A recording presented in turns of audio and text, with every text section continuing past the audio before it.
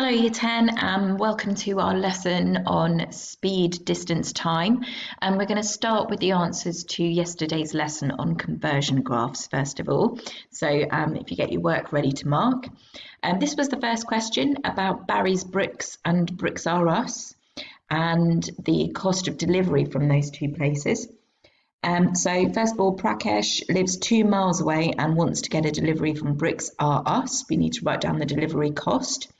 So first of all, we need to be really careful that we're looking at the right line here. So Bricks R Us is this one. 2 miles away, you should have drawn a line on up to the curve and then read across, being really careful of the scale because this is 3 squares above 50, but it's not 53, it's 56.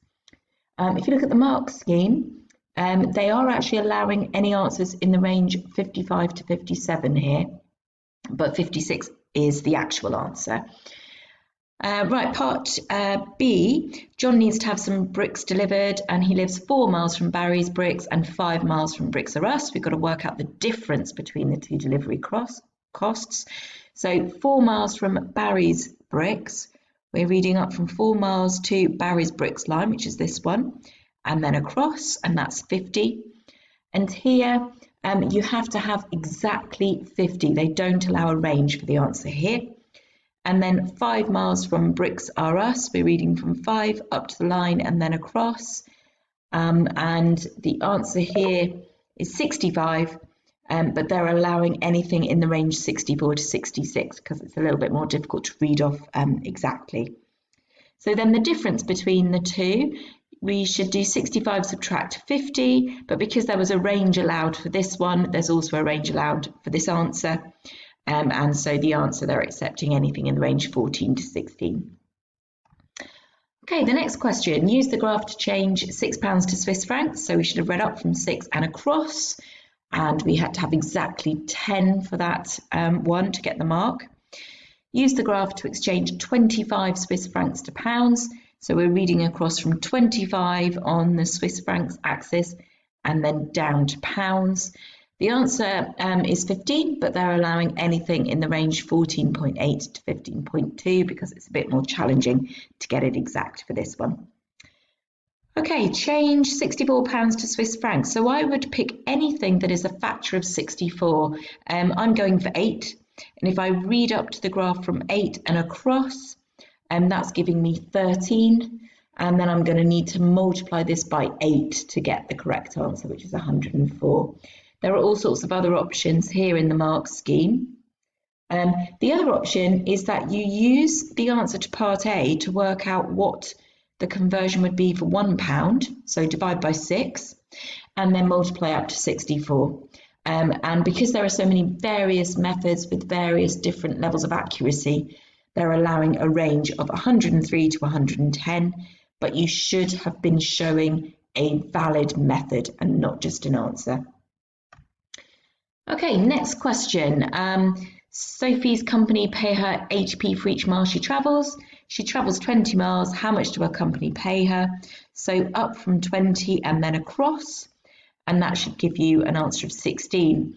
You could also just take the fact that she gets paid 80p per mile and then multiply that by 20. So you can actually bypass the graph altogether. That's fine, but you should still get an answer of 16. Sophie's company pay her £60. What's the distance that she travelled? So £60 is not on the axis, so I would use 30 and read across and then multiply that by 2. Or potentially you could read across £20 and that's a nice exact 25 miles and then you could multiply that by 3. Either way, you should have got an answer of 75 there. Okay, so for question 4, the first thing you needed to do was to complete the table of values. So if you exchange no pounds, you obviously get no euros. So we should be getting a 0 here. £10, I would have used the fact that I know that £5 gets me €6, and I would have doubled it. So I know it gets me €12. And then £15, well, I can either multiply what I get for £5 by 3, or I could add £10 and £5 together, and either way I should get 18. And then for £30 I can double what I get for 15, or I can multiply what I get for £10 by 3. Either way I should be getting 36. So you can see your answers just over here in bold, the ones you had to work out. You should then, for part B, be plotting these points and join them up. They all should lie on one straight line.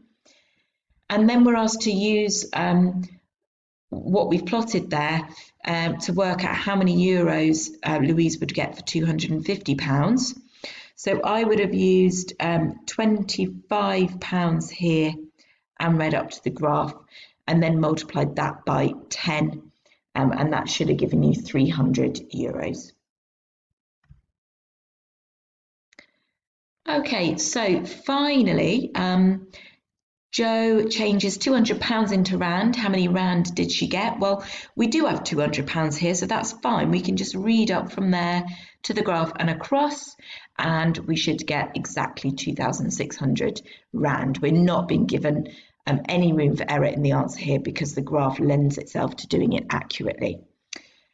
We're then asked to work out, given that Simon has £100 and 3,700 rand, can he afford a computer, a watch, or a camera, the costs of which are given to us in pounds? So the only thing that isn't given to us in pounds is the fact that he has 3,700 rand. So there are lots of ways you could answer this, but I think by far the easiest is to convert this 3,700 rand into pounds. Now, we don't have 3,700 here.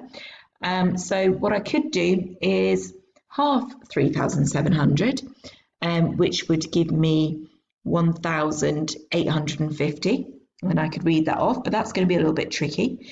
The other way to do it is to read off 3,000, read that down, and then read off 700 and read that down, and then add them together. So that should have given me 2,850, although they do give you a little bit of room for error in the workings there in the mark scheme. So in total then, I've got £385, which tells me that I could buy a computer or I could buy a camera, but I couldn't afford the watch. And so that's the conclusion that you should come to. Right, final question then. 18 miles into kilometres, that's on the axis here, so I can read it from 18 and across, and I'm given the mark if I get anything between 28 and 29 kilometres. 13 kilometres to miles, so I'm finding 13, reading across and down, and I'm getting the mark if I get anything between 8 and 8.5. And then Chris drives 250 kilometres, and then he drives 100 miles. Work out in miles the total distance Chris drives. So they've specified miles, so I've got to convert the 250 kilometres, and I would convert 25 kilometres, read that across and down, and then multiply by 10, and then add the two together, and I'm being allowed the answer if I get anything between 250 and 259. Okay, so we're going to move on to speed, distance, time, and then we'll build up to doing speed, distance, time graphs as well tomorrow. So we're going to start by thinking about, if I'm told that I'm travelling at 60 miles per hour, how could I work out how far I've travelled in 2 hours? Well, 60 miles per hour means that I am travelling 60 miles for every hour that I travel. So if I travel for 2 hours, I must be travelling 60 multiplied by 2, 120 miles. How far will I have travelled if I travel for 10 hours? Well, for every one of those 10 hours, I will have travelled 60 miles. So I must have travelled 60 multiplied by 10, 600 miles. How far will I have travelled in 7 hours? Well, again, I'm travelling at 60 miles for every one of those 7 hours. So I must have travelled 60 multiplied by 7, which is 720 miles. What about if I travel for 30 minutes? Well, 30 minutes is half of an hour. So if I travel 60 miles for every hour, I must travel half that distance in 30 minutes. So I can work that out by dividing by 2. But to be consistent with the rest, dividing by 2 is the same as multiplying by its reciprocal, multiplying by a half. And that will give me the same answer. And that means that in every case, I've multiplied the speed by the number of hours that I've travelled for. So here I've also multiplied by the number of hours, just happened to be half of an hour. And the reason I've stuck to hours is because my speed was miles per hour. So I need to be consistent with my units. So actually what I've done is worked out the distance by multiplying the speed by the time I've been travelling for. And I can do this provided my units are consistent. So this was miles per hour, so my time needs to be in hours as well.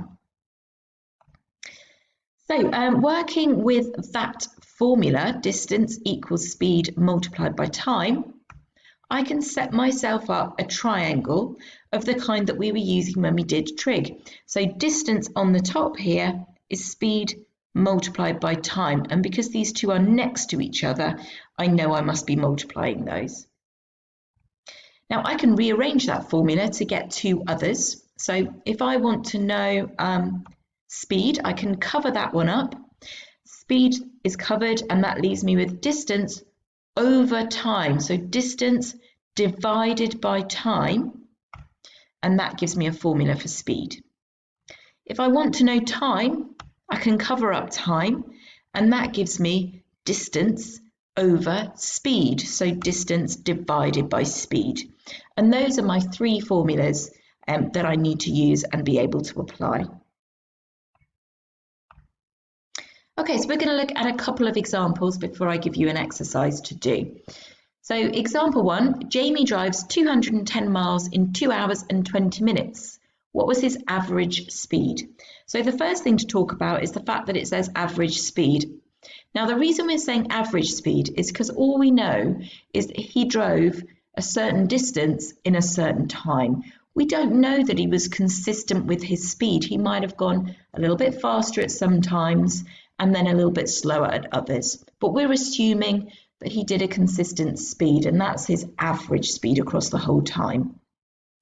Second problem is that we've got 2 hours and 20 minutes. And if we want a speed in miles per hour, we can't mix hours and minutes. We've got to make sure that we've got this entirely in hours. So we're going to take 20 minutes and work out what fraction of an hour it is. There is 60 minutes in an hour, so this is 20 minutes out of a total of 60, and that will give me the fraction of an hour. And if I simplify that, it works out to be a third of an hour.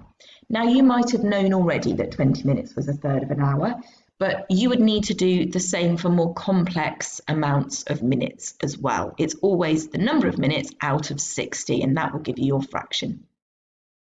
So in total then, he's been travelling for 2 hours and 20 minutes, which is 2 1/3 of an hour.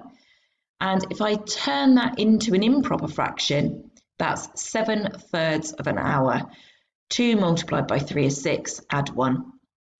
Now the reason I have kept this as an improper fraction is this is going to be much easier for me to use if I'm being given a non-calculator question, which you might well be given. So I'm now going to work out what formula I need for the speed. Speed is distance divided by time. So I've written down my formula, and I'm now going to substitute in the distance, which was 210 miles, and the time, which is 7/3 of an hour. So 210 divided by 7/3. Now, dividing by 7/3 is the same as multiplying by its reciprocal, which is 3/7. Now, why is this an easy to do without a calculator? Well, I can do 210 divided by 7 and then multiply by 3. And 210 divided by 7 is 30, because I know that 21 divided by 7 is 3. And so all I'm left with now is to multiply by 3, which means that he must have been travelling for an average speed of 90 miles per hour. So key to being able to do these without a calculator is remembering that dividing by a